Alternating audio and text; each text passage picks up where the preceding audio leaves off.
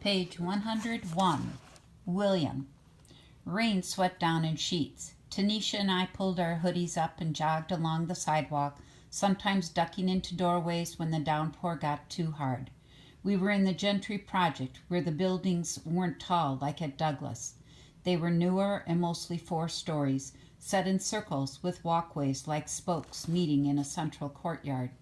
On the outside they looked nicer, but in the lobby of Tanisha's building, the mailboxes were smashed, just like the ones in my building. Tanisha pulled back her dripping hood and shook out her hair. I wanted to pull off my wet hood too, but I didn't dare. Her apartment was dark and quiet. Instead of a sheet and blanket, the couch in the living room was covered with clear plastic. Tanisha led me down the hall and into her room. The bed had a flowery pink and white cover and some stuffed animals. A big poster of Will Smith hung on the wall, along with the sketches of women in dresses and skirts. Tanisha wanted to be a fashion designer, and there were sketch pads on the floor beside neat piles of fashion magazines. On the small makeup table were bottles of perfume and makeup and a small radio CD player.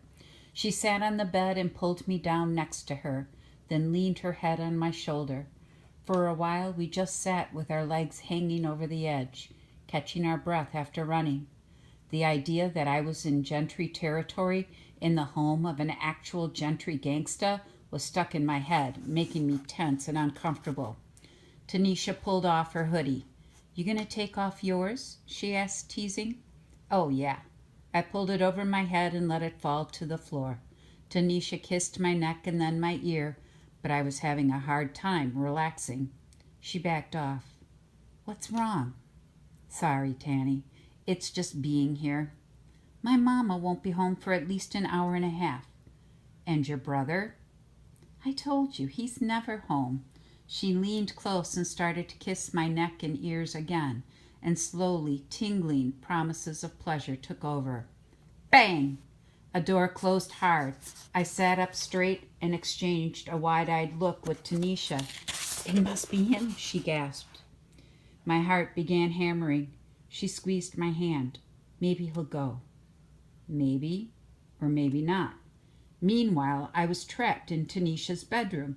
The window had bars across it. If I got caught under her bed, I'd be defenseless. I rose and stood by the closet, ready to disappear inside. From the kitchen came the sound of the refrigerator door opening and closing. The TV went on. "Doesn't sound like he's leaving," I whispered. Tanisha bit her lip and looked at the clock on her night table. "Mama's going to be home in an hour." "What are we going to do?" I asked. "You gotta sneak out," Tanisha said. "I'll unlock the front door, then go talk to William. You wait here. When I ask him if it's supposed to keep raining, that means the coast is clear. You tiptoe down the hall and let yourself out, okay?" I don't know why we smiled at each other, but we did. Tanisha kissed me quickly and left the room. I pulled my damp hoodie back on and stood in the doorway, listening. But the TV was loud, and it was hard to tell whether I was hearing Tanisha and William or the people on the TV. I stepped quietly into the hall. The living room was on the left, and I stopped just before it and listened again. Now all I could hear was the TV. Then Tanisha said loudly, "So is it going to keep raining or not?" "What are you hollering for?" an annoyed male voice asked. "And why are you asking me that when you just asked me a minute ago? What are you looking at anyway?" "Nothing," Tanisha answered with a frightened gasp. I heard shifting sounds and plastic squeak as if someone had just risen from the couch. "You don't have to get up," Tanisha protested. Her brother's answer came in footsteps. Out in the hall, I considered dashing back into Tanisha's room, but there wasn't time. Instead, I raised my hands to shoulder height so that William would see that I wasn't carrying. He stepped out into the hall and started when he saw me. He was wearing a green jersey and black baggy jeans. I didn't get a good look at his face. I was too busy watching his hand reach toward his belt. Tanisha rushed into the hall behind him. "William, don't!" Her brother pulled a black gun from his waist and pointed it at me. My heart was beating so hard that I began to feel lightheaded and had to remind myself to breathe. "Who are you?" William demanded. "He's a friend of mine." Tanisha stepped near to me. "How'd the hell you get in here?" her brother asked. I couldn't take my eyes off that gun. At any second it might go off. Even if it was an accident, it wouldn't matter. "I let him in," Tanisha said. "The hell you did," William said. "You were in the living room bothering me about the weather." "No, I meant before you came home," Tanisha quickly explained. Her brother lowered the gun. As the barrel went down, my eyes went up, past the string of green and yellow beads, to his face. He was broad-shouldered, and I knew I'd seen him before, but it took a second to remember where. That day behind King Chicken with Lightbulb and Snoop.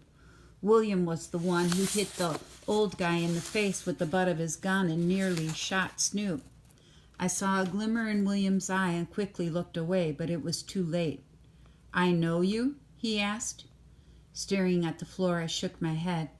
"Yeah, I do," William said. "I seen you before." He turned to Tanisha. "Where's he from?" "School," Tanisha answered. "Yeah, but where's he from?" We both knew what he meant. I didn't want Tanisha to have to say it, so I did. "Douglas." William cursed and started to raise the gun again. "He ain't no disciple," Tanisha gasped. "You think it matters?" Her brother replied coldly and glared at me. "How old are you?" 14. "Know any disciples?" I nodded. It would have been stupid to lie. You couldn't live in Douglas and not know someone from the gang. By now the gun was level with my eyes. "You can't shoot him!" Tanisha cried. "Not here," her brother answered ominously, keeping the gun on me. He glanced at his sister. "How stupid can you be? What do you think would happen if word got out that you was seeing some boy from Douglas?" William swung his head back and forth in disbelief. "Might as well line me up in front of the firing squad." "Please let him go," Tanisha begged. "You ever going to see him again?" William asked. The question caught us both by surprise. Tanisha's mouth fell open, but no words came out. "Well?" William demanded. Tanisha's eyes began to glitter. "But," she said beseechingly. "Don't but me," her brother snapped. "Everyone makes mistakes. Now say it before I put a cap between the punk's eyes." A tear rolled down Tanisha's cheek. She hung her head. "I won't." "Won't what?" "Won't see him again." Tanisha let out an anguished cry and ran into the living room.